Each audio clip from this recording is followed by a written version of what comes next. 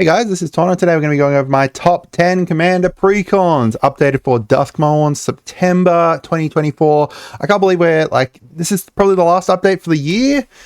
We don't have any Commander Precons coming up for any sets after this until next year. So, if you're looking at Christmas purchases, this is going to be the video for you. So a couple things before we get started. These are all subjective and my opinion. Some of them are based off of strength, while others are based off of fun or the ways you can upgrade them, that kind of thing. Generally, every single Commander Precon that's coming out is going to need upgrades unless they're competing directly against other Precons, and even then some of them might need touch-ups. Generally though, most Precons post 2022, in my opinion, are pretty decently good, though some will need just more upgrades than others. I try and keep an updated list and exclude Precons that are harder to find or that are going to cost you your firstborn to be able to buy. Just generally, we want to make this list pretty accessible and make sure that, you can get these Precons before you start looking for them. Also, we are looking to get to 10,000 subscribers by the end of the year. Our last video for this got like 68,000 views or something like that. So, even if 1% of the people who watch it subscribe, that's going to be a huge jump towards our goal here of 10,000 subscribers by the end of the year.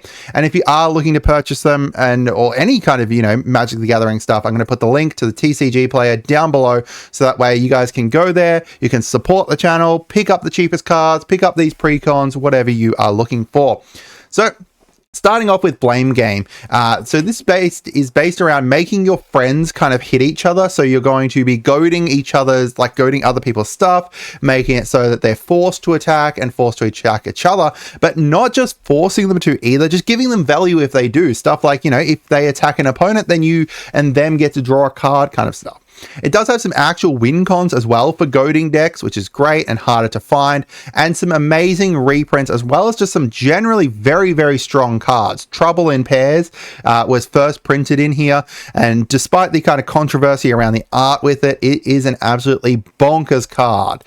So looking at, couple things here. Nelly Borka here, she's the face commander. As you can see, she's suspect stuff, and then she's going to goad all suspected creatures, which makes everyone need to attack. Whenever one or more creatures an opponent controls deals combat damage to one or more opponents, you and the controller of those creatures each gets to draw a card. So you and that person gets to draw a card. So you're encouraging them to hit each other.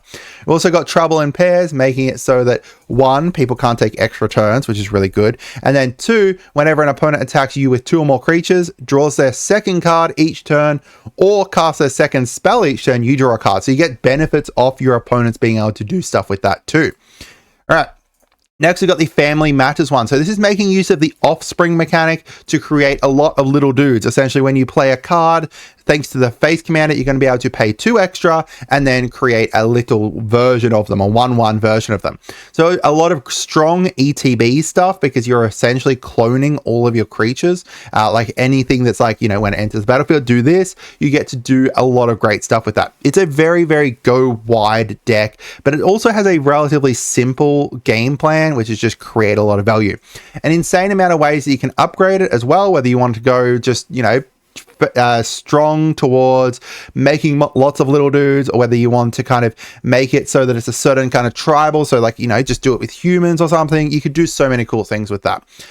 The secondary commander, in my opinion, is much better pre-upgrading it, so just kind of keep that in mind, but the face commander isn't too bad either. So looking at some of the cards you're going to see in there, you've got Zinnia as the face commander. Zinnia is a flying huge beat stick because it gets buffed up by each creature that you've got that is power 1, and it gives all of your creatures offspring 2, which means that you can pay an additional 2 when it comes in, and you're going to create a 1/1 copy of it. Another card you'll see in there is Agate Instigator, which is a crazy great card too. It makes it so that each time a creature enters the battlefield under your control, this creature deals 1 damage to each opponent. Now, the thing that's great about this, it's got offsprings too, so you can essentially create, 2 of them, but then with Zinnia as well, it gives it offspring 2 from this as well, so then you can technically create 3 of them. It's really cool. We've got Mutant Meta. So this is based around the rad counter mechanic from the Fallout set, and +1/+1 counters. So you're going to mill your opponents, and you're going to get value from doing that, as well as milling yourself a little bit too. There's a lot of generic support in here for counters, so putting +1/+1 counters out, and then proliferating, which means that each person and each creature that you control that has a counter on it, you can add another 1/2 of that type, which is really great. And you can still still steal things with mill as well. So when you mill things, you can steal stuff from them, which is cool. I don't know why it says still there. So a couple cards that you're seeing in there, you've got like the Vexing Radgirl here, which is when it deals combat damage, you either put 2 rad counters on people, which means that they are going to mill stuff, or you can proliferate, which is really good. And then you've got the Wise Mothman here, which is whenever it enters the battlefield or attacks, each player gets a rad counter. So again, what those rad counters do is at the beginning of their upkeep, I believe it is, they're going to mill that many cards, and then for each non-land, I think it is, they take 1 damage. And then this one here is whenever 1 or more non-lands cards are milled, put a +1/+1 counter. So you've got a lot of stuff there, which is just kind of buffing up your creatures based off of milling stuff. We've got the Quick Draw deck. So this is a spell slinger deck, all about playing a lot of instants and sorceries and getting benefits from your creatures when you do so. But it comes with a lot of like those big so red blue spell slinger staples and ways to be able to cast lots of spells in a turn. The other thing is that the face commander Stella Lee here is one of the very top tier commanders within Magic because of how easy it is to pull off some insanely great combos with her. You also got other things in here like Propaganda, which isn't a new card in this deck, but it is reprinted as a way to be able to like make it so people are less likely to hit you, encourage people away from hitting you, which is really great. All right, we've got the Paradox Power one. So this is here from the Doctor Who set. Now, the main reason I've got this one in here is because it is based around playing cards from anywhere but your hand. So either playing them from your deck, playing them, from your graveyard, playing them from exile, mostly from exile. But there's just so many different payoffs that even if you don't want it to build it as a Doctor Who deck, you can take some of the cards here and do this, especially because of the fact that these kind of things like playing cards from exile, playing from the graveyard, playing from the top of your deck and stuff, they're like supported in nearly every single set. So you will always get some really great cards for this deck. You've also got the fact that because of the companion mechanic, you can essentially have the Doctor and then any of the ones that have the Doctor's companion. There is a lot of combos for what commanders you want with varying levels of like viability. Some aren't going to work in the Precon due to like the color and stuff, but you can kind of switch around and play with the different commanders. Thanks to the fact that it's got Clara within it, you can essentially use nearly every single one of the Doctors as the face commander here, I believe. Yeah, you should be able to use every single one of the Doctors. All right. So a couple cards in here, you got like the 13th Doctor. So as you can see here, she is based around casting spells from anywhere other than your hand. She's going to put a +1/+1 counter on something, so buffing it up. And then at the beginning of your end step, you're going to untap each creature you control with a counter on it. As one of like the bigger payoffs as well, you've got the Flaming Tyrannosaurus, which is you get to deal damage whenever you cast a spell from anywhere but your hand and buff it up. It's really, really cool. All right. Next, we got the Peace Offering one. Now, I will say straight up, this is a more difficult deck, mostly because of the fact that it is more based around you kind of knowing a little bit about like the people who are at your table and kind of being able to politic. So politicking is kind of making deals with people, negotiating, etc. But if you are learning your cards at the same time, it just makes it a little bit difficult. But I will say it is an incredibly, incredibly fun deck. If you want to pick this up after your first Precon, you will be kind of throwing yourself a little bit into the deep end, but it is very fun. So as I said, this is a group hug deck, so you're going to be friendly with everyone. You're going to be giving them out stuff before you just kind of stab them in the back and for the win. You get to give nice stuff to everyone, primarily kind of card draw, and there is a lot of kind of card draw stuff based in here, but it is a very fun deck, especially because there's a lot of kind of cute creatures. There's a lot of ways to upgrade it, not necessarily keeping the cute creatures, but kind of staying around that kind of theme if you want. You could do it so many different ways. So you've got your face commander here, Miss Bumbleflower, who whenever you cast a spell, you get to give a card draw to someone, and then you get to put a +1/+1 counter on one of your creatures, and it's going to gain flying. So the other thing that kind of people don't expect is because you're giving your creature flying and a +1/+1, you can really turn Bumbleflower into this huge flying beat stick, and you just have this flying rabbit that's just smacking people around. And then if it's the second time this ability has resolved, you then get to also draw 2 cards, which is great. As one of the alternate win cons, you got like the 20-toed toad here, which is if it attacks and it's got 20 counters on it, or you have 20 cards in your hand, then boom, you win the game. So it's just like an alternate win con where you're not necessarily winning by making everyone's health go down or making them, like, you know, reach top poison or something like that. You have a card that lets you kind of win it, which is really cool. We've got the Deep Clue C1. So this is very heavy on card draw and getting advantage from drawing 2+ cards on each turn. You're going to create a lot of clue tokens, which you can pay to crack them, like sacrifice them to draw even more cards. The secondary mechanic is kind of tokens, whether they're clue tokens or not. So there's lots of stapley stuff in here for tokens, like stuff that when you create a token, create an additional token and stuff, which is really cool.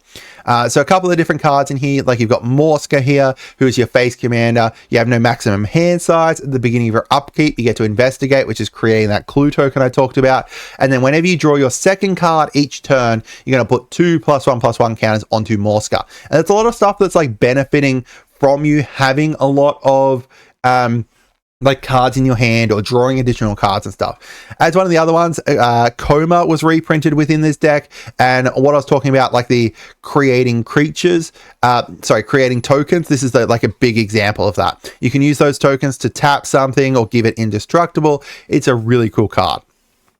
We've got the jump scare one. So this is new from Duskmourn. It's a very interesting take on face down creatures with a side of landfall. So you're going to be manifesting Dread, which is you look at the top 2 cards of your hand, you put one on the battlefield face down as a 2/2 creature that has no name and no color, and then you're going to put the other one to the graveyard. However, because of the way it's built, there's a lot of like landfall stuff in there, and a lot of those landfall staple cards are built in here as well. It's very easy to upgrade this in some super interesting ways as well, which is what I want to kind of, you know, mention here, because you could build it with, like, you know, having some more graveyard synergy. You could build it around having some more landfall synergy, some more synergy for your face down creatures, more stuff to flip your face down creatures. I actually have an upgrade guide for this one on my channel as well. So a couple of the cards in here is Duskmourn, which is the face commander. Whenever a land enters, you're going to manifest Dread, which is that reveal to look at the top 2, put 1 face down, 1 into graveyard. Otherwise, if it's the second time you've done this, etc., 3rd, 4th, 5th, you're going to instead flip a permanent that is face down, face up. So it's a way for you to be able to cheat out huge things. And one of the things you could cheat out is like AC, who is reprinted within this deck and allows you to play additional lands, as well as whenever a land you control enters, you can draw a card. That is crazy. That's like one of the best landfall synergies in the deck. We've got the Death Toll deck. So this is based around milling yourself. So putting your cards from your graveyard into the, from your deck into the graveyard. However, it's got a side of reanimation. So you can reanimate things. So from your graveyard back onto the battlefield. There's a lot of nice milling cards in here to activate, which you don't find so much within precons. Just lots of kind of mill stuff, which I think that needs more, but still it's nice. There's also a secondary thematic in here of 2 card types. So stuff that's like an enchantment creature or an artifact creature or an artifact land kind of thing. There's some interesting things that you can do with those, especially to activate the delirium mechanic, which is like Winter's one here, having 4 or more card types in your graveyard, and then that's going to activate stuff on your creatures and stuff. So Winter uses that to be able to bring things back, reanimate them back onto the battlefield, as well as whenever he attacks, you go and mill stuff. And one of the new cards in here was the Polluted Cistern or the Dim Obulate. So on the Dim Obulate, you're going to be able to mill stuff and then return a creature from the graveyard to the battlefield. And the Polluted Cistern is whenever you mill things, you have you're going to be able to deal damage based off of the kind of card types within them, which is really cool. And the next is the Graveyard Overdrive. So this is very similar to the previous one. However, I like this one more because I like this one on the list as well. Like having 2 mill things I was kind of a bit iffy about, but I think that they're different enough that it's okay. The Graveyard Overdrive, while it does have some self-mill stuff, it's also based around doing different stuff from your graveyard rather than just kind of reanimating and stuff. There's also a lot of like Legoif tribal stuff in here, which is a type of creature, which is really, really nice. It plays a very, very aggressive deck, a very fun deck. Legoif is a tribal that wasn't really like a creature type that wasn't really supported until now as much. So it's cool to see this. Disser is the face commander here. Whenever a Legoif is put into your graveyard from anywhere other than the battlefield, so if you discard it from your library or whatever, it's going to be put onto the battlefield, which is really cool. I've upgraded mine, completely kind of building towards Disser, more Legoif stuff, kind of focusing more on that. However, you also have this other part, which is whenever 1 or more creatures you control deal combat damage to a player, you're going to create a Tarmogoyf, which is one of the Legoifs, and then that word's losing meaning for me now. It's one of the Legoifs, and it gets buffed up based off of stuff in graveyards and stuff, which is really cool. We also got Corum here, who is going to allow you to, yes, technically kind of reanimate. You're going to have to pay for it, but that's fine. However, he gets buffed up based off the greatest power among creatures in graveyards. It's really cool. So he's the kind of secondary commander within that deck. All right, so now for some extras. The first up, we have some Theft decks as extras. So Theft is really great, especially for new players or if you're on a budget, because you're going to be stealing other players' stuff. So if someone has, massively upgraded their deck with like, their $300 cards and stuff, and then you go and, steal it from them, you're going to be able to play those now $300 cards. In my opinion, I think Theft is a really great way to kind of, once you start getting into the game, getting a Theft deck is a way for you to be able to look at more cards, play more cards, get used to more cards, as well as kind of close that gap between the people who have super duper upgraded the decks and stuff. They can punch up a lot, depending on, how you kind of build it and stuff. Next, we've got the Miracle Worker one. Now, this is an extra because I would not really suggest this for a newer player, as well as the fact that I would not really suggest it out of the box. Out of the box, it has really great stuff, but it does need a lot of upgrades. But I put it on here because it is a deck that you can, once it's upgraded, it also just has so many different ways that you can, like, so many different cards that you can add into it, whether you want to go with a budget upgrades, whether you want to go with, your super duper expensive upgrades, whether you wanted to, focus more on like, making sure your top deck's fine. It's a very interesting, a very fun deck, as well as a very unique one. It's also the only one on here that I'm literally putting in as an extra, by itself, because it's just like, I absolutely love this deck, but it's just really hard to kind of suggest it straight out the box. We've got the strong but expensively rare. So these decks are really strong. They're not too difficult to play. However, they are very, very expensive. The Velociraptor one here on the left got bought up really quickly when the Lost Caverns of Ixalan came out, and then they get bought up really quickly when they get reprinted. Everyone wants this deck. It is insanely great, insanely fun deck, but it also has really great reprints, really strong, but everyone wants it. So it's harder to kind of find. It's the same with the Eldrazi one. Everyone loves Eldrazi. They're eldritch monsters. But, because of that, people brought it up really quickly, and it's harder to find too. So they're more expensive or rarer to find. We've also got these two here, which are mostly just in here because they've got insanely great reprints, or not even just great reprints, just great cards that are for those staples. So Revenant Recon here got so many staples for resurrecting creatures that it's great. Exit from Exile, I don't think there wasn't really reprinted staples in here, but it brought in staples, so like Jeska's Will or Passionate Archaeologist kind of thing. Some really great kind of staple exile based cards in here. Both of these two, you can take them and you can upgrade them, and they're going to be a fun deck. They're going to be harder to find at the moment, but they are really, really great decks, whether you wanted to kind of just pull them apart for pieces or whether you want to keep them together and upgrade them from there. All right, so make sure you subscribe, make sure you share the video around and all that kind of stuff. I'd love to hear your thoughts on my precons. If you guys have one that I should have included, if you have one on here that you're kind of struggling with. I think the most controversial one, and people seem to disagree with me with, is the Graveyard Overdrive. It is a very fun precon. Take it from me. I've taken it, I've upgraded it, I've played it out of the box as well before I upgraded it. It's a very fun one. People underestimate it a lot, but I really love it. So let me know what you guys think. Have a great day and goodbye.